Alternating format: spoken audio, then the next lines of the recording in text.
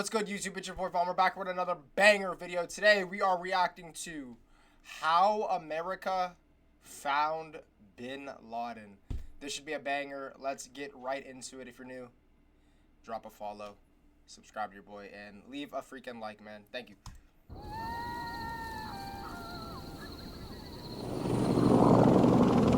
It's May 2nd, 2011. Two helicopters are traveling towards Abbottabad, Pakistan. On board are 24 Navy SEALs.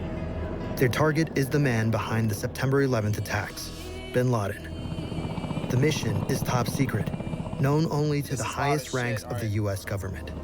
After a decade of searching, the world's most wanted man has finally been located. The operation has three main steps. First, they must land undetected. Second, they must enter the compound.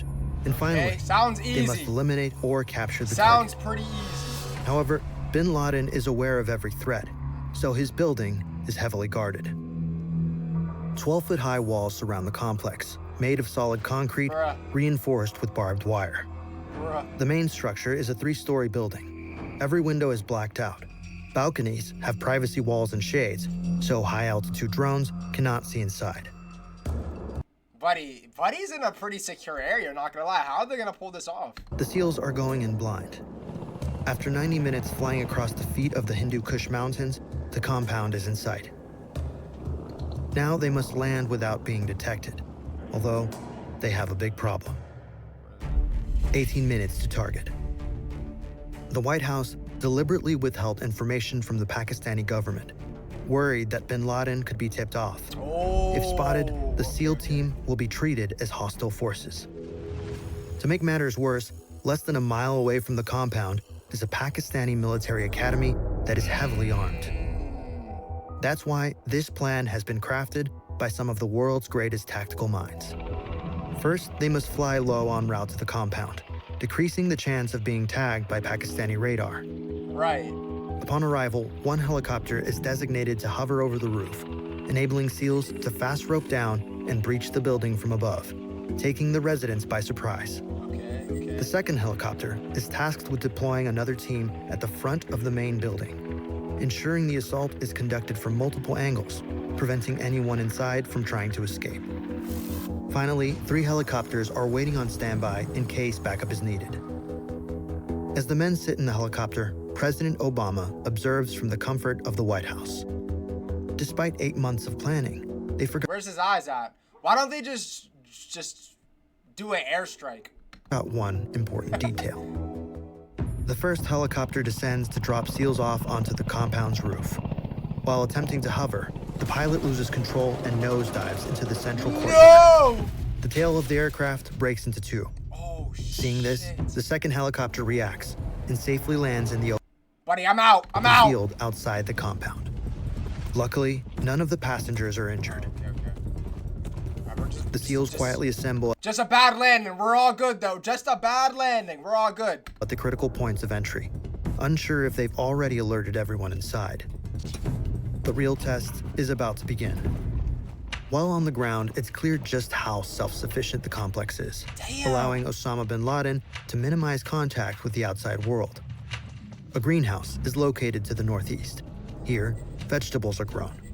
Nearby are a couple of animals, both helping reduce the number of trips to grocery stores. In the same area, piles of trash are burnt instead of being left to the local rubbish collectors.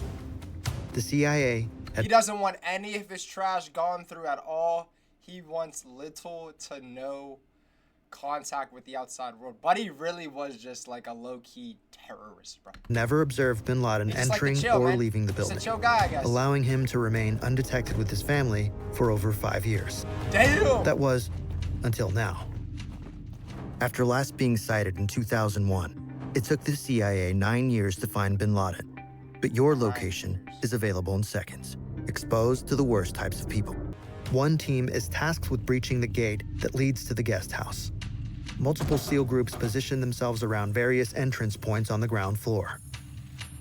The final team is posed outside the compound to ensure the neighbors can be controlled if they wake up. 3 SEALs breach the entrance of the guest house. They enter to see a man with an AK-47. Oh, shit. They radio to the rest of the team that the guest house is cleared. 3 dead, one of which is Abu Ahmed al-Kuwaiti. This is bin Laden's messenger and one of his closest confidants, the man who unknowingly gave away their location. Many captured followers would frequently mention his alias during interrogations. After discovering his identity, the CIA tracked his whereabouts, leading to this compound in the city of Abbottabad, and coincidentally, bin Laden. But of all places, why would bin Laden choose to hide in the country of Pakistan? With heavy American occupation in Afghanistan, remaining would be too risky. Pakistan, being a neighboring country, made it simple to slip across the border undetected. At the same time, the proximity to his group allowed couriers to report progress and activities easily. Back on the ground, step 2 of the mission begins, breaching the inside of the compound. The team at the southern entrance carefully unlocks the door and enters the first floor. This area is where the family spends their free time. The first room is a typical sitting room with floor-level couches decorated with abstract floral patterns. The place is grungy, a far cry from what one might expect of a house in this affluent area. Opposite the kitchen is a room that serves as a makeshift classroom. Yeah, what? Here, the many children of the house are homeschooled in Arabic. In the shadows, a man crosses the corridor. Imagine being homeschooled by Osama bin Laden. Oh God, what's about to happen? Someone's about to get smoked right here, I think. He leans out the doorway and the SEALs fire. They quickly push into the room. Oh shit! Inside, another man desperately reaches out to grab a rifle. He's gone. The threat has been eliminated. Still leery that other armed house members might be on the first floor, the SEALs spread out and clear each room, but no one is present. The SEALs may have made it inside, but a solid metal door stands between them and the second floor. A metal door? It's too strong for their standard charges to break through. thermite. High-power explosives would be effective, but the noise would jeopardize the mission. Okay, no Instead, thermite. they deploy precision breaching charges, small but focused blasts meant to disable the lock without drawing attention. They brought an ace. They need another way in. Okay. The SEALs exit and radio to give the all clear for the first level.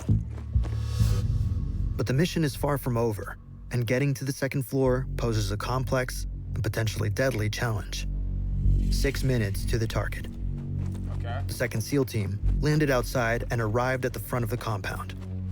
They see the entrance to the second floor with a staircase and security gate that need to be opened by force. After executing the charge, the team carefully climbs the stairs leading to the second floor. However, they hear footsteps above. Looking down is an individual with a white t-shirt, curious about what's happening. He is neutralized. It's Osama bin Laden's son, Khalid. No questions asked. Just silencer off. Boom. Pow. Gone. Oh my gosh. Damn, they didn't ask a single question. The team sees inside the compound's second floor for the first time. Despite having no phones or internet, this is where the residents keep themselves up to date about the events of the outside world. The control center for high-ranking group members consists of 3 rooms filled with critical information. Each setup contains... You gotta kind of feel bad though. Like, I mean, the son didn't do anything wrong, did he? Like, it's not his fault his dad's just an ultra-terrorist to the United States. Like, bro, what the... Maybe the son did something... I mean, I gotta do some research, Chad, I'm sorry. But damn, that's kind of crazy. Literally no questions asked, just straight pop your whole family, and then multiple computers, hard drives, and storage devices full of secrets and operations. Bin Laden was clever in using a method of communication that made it nearly impossible for the CIA to track. He avoided using online messages and direct electronic communication, relying instead on a courier system to remain undetected. He preferred writing handwritten letters, although if he wanted to send messages over long distances, he would store them on a USB flash drive, and a courier would then travel to a location far from the compound and send the message. Okay. But relying on offline storage came with a risk. It had to be physically stored somewhere. Right. And the team just uncovered his stash. This massive collection of intel could help America fight the war against terrorism, but they can't check now. First, each room must be cleared before heading to the 3rd floor, completing the mission's final step. 2 minutes to the target. 10 years ago, Osama bin Laden was trapped in the Tora Bora cave complex in northern Afghanistan, surrounded by U.S. and Afghan forces. How did he get With caught 1,000 then? of his men by his side, he faced relentless airstrikes and ground assaults. It was reported that he recorded a farewell message, convinced his capture or death was imminent. And yet, he escaped. Whether through a hidden tunnel or with the help of local tribes, he slipped through the grasp of U.S. forces. The team cannot let this happen again. This is their one shot. Fail now, and he might be gone forever. Lock in. The SEALs form a tight line Lock and quietly walk up the staircase. They reach the 3rd floor. It's pitch black. Even with night vision goggles, they can barely see. They listen and wait patiently for any movement. Suddenly, they see a quick glimmer passing in front of them. A shot is fired, and they quickly move in. Go, go, go. 5 seconds to Go, the target. go, go. As they rush the room, they see 2 women, bin Laden's wives, in shock. In one corner of the room, children are crying and curled up. In front of them, a tall male with a grayish beard is on the floor. They've found him. Oh my God. Target eliminated. Yo. But the threat hasn't ended. Another high-ranking member could take his place. Right. Intel on the 2nd floor could be a game changer. Hard drives and other information that could expose the entire organization, delivering a second devastating blow. Out of nowhere, a troubling message crackles over the SEALs' radio.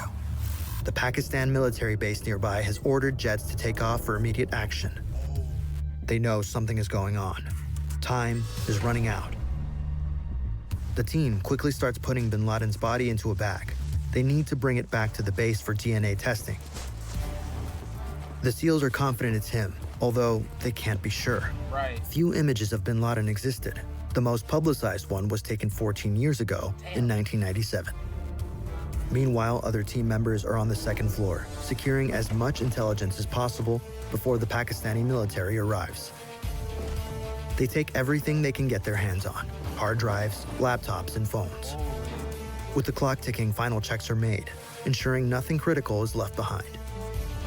Before leaving, the crash-landed helicopter is destroyed to prevent its state-of-the-art technology from falling into enemy hands. As the backup helicopter approaches, the team prepares for extraction. None of the SEALs were wounded or hurt, making it one of the most precise and successful missions. Bruh. But the United States has conducted an operation that killed Osama bin Laden. As President Obama announced bin Laden's death to the world, his burial was already underway. To prevent his grave from becoming a shrine for extremists, the decision was made against giving him a grave. Where's he buried Instead, his body was wrapped in a white shroud and placed into a weighted bag and lowered deep into the sea. The intel from the compound's hard drive proved invaluable. Alongside unexpected finds like Super Mario Bros. And Counter-Strike, the drives contained around 97,000 documents that have taken years to analyze. Oh shit, like the Epstein files. No, that's actually crazy. They didn't even bury him. They literally just threw his ass in the ocean. That's crazy, with a weighted bag. The information helped expose the inner workings of how his group operated, alongside future plans.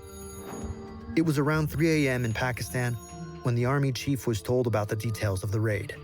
It was reported that their nearby forces only arrived at the scene after the SEALs had departed.